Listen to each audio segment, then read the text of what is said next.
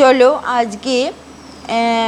আজকের ভিডিওতে ক্লাস 10-এর কিছু শর্ট কোশ্চেন, শর্ট নোটস দেখে নেওয়া যাক।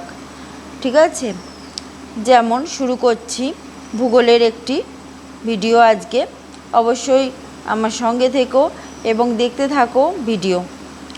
শুরু করছি ক্লাস 10-এর ভূগোলের একটি ভিডিও।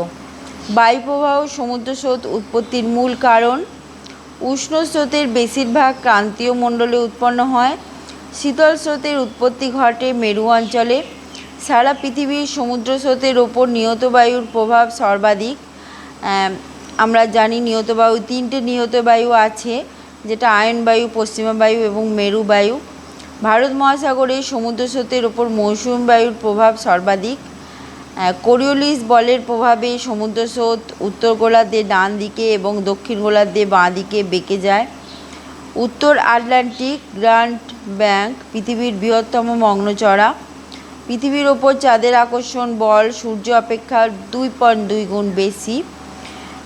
চাঁদের আকর্ষণে সৃষ্টি হয় মুখ্য জোয়ার এবং কেন্দ্রাতিক বলের প্রভাবে গৌণ জোয়ার। চাঁদ ও পৃথিবীর সরলরৈখিক অবস্থানকে সিজিগি বলে। পূর্ণিমার তিথিতে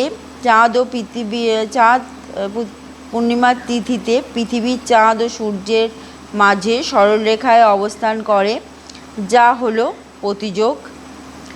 ভারত মহাসাগরে ঋতু পরিবর্তনের সাথে সাথে সমুদ্র স্রোতের 180 ডিগ্রি পরিবর্তন হয়। শৈবাল সাগর উত্তর আটলান্টিক মহাসাগরের সৃষ্টি হয়েছে।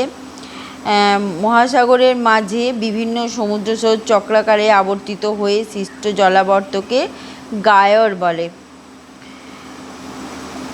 উপসাগরীয় স্রোতের শাখা উত্তর আটলান্টিক ড্রিফটের প্রভাবে নরওয়ে হ্যামারফেস্ট বন্দর বরফমুক্ত থাকে।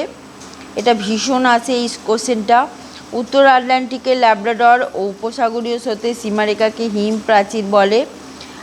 উষ্ণ ও শীতল স্রোতের মিলন অঞ্চলে প্রচুর প্লাঙ্কটন জন্মায়, যা মাছের খাদ্য। অমাবস্যা তিথিতে চাঁদ পৃথিবী ও সূর্যের মাঝে একই সরলরেখায় অবস্থান করে, যা হলো সংযোগ। পূর্ণিমা অপেক্ষা অমাবস্যার ভরাকটাল তেজি হয়।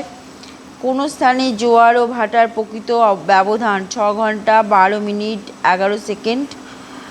আর পৃথিবী থেকে চাঁদের দূরত্ব সর্বাধিক হলে তাকে বলে অ্যাপোজি, আর সবচেয়ে কম হলে তাকে বলে পেরিজি। ঠিক আছে,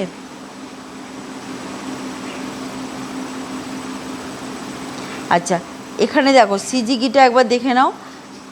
সূর্য, চাঁদ, পৃথিবীর সরলরৈখিক অবস্থানকে কিন্তু সিজিগি বলে। ঠিক আছে, দেখো এখানে সিজিগি দেখে নাও। আর এখানে অ্যাপোজি আর পেরিজি ভুল করবে না। কম হলে সূর্য পৃথিবী থেকে চাঁদের দূরত্ব বেশি হলে অ্যাপোজি বলে, আর কম হলে পেরিজি বলে। কিভাবে মনে রাখবে? উচ্চারণ করতে একটু বেশি সময় লাগে, পেরিজি তুলনামূলক উচ্চারণ করতে কম সময় লাগে। উচ্চারণ করতে বেশি সময় লাগে, তাই অ্যাপোজিটা বড়, বেশি দূরত্ব, আর পেরিজি কম সময় লাগে, তাই পেরিজি হচ্ছে কম দূরত্ব পৃথিবী থেকে চাঁদের। স্ক্রিনশট নিয়ে রাখতে পারো। আশা করি ভালো লেগেছে ভিডিও। এই পর্যন্ত, বাই।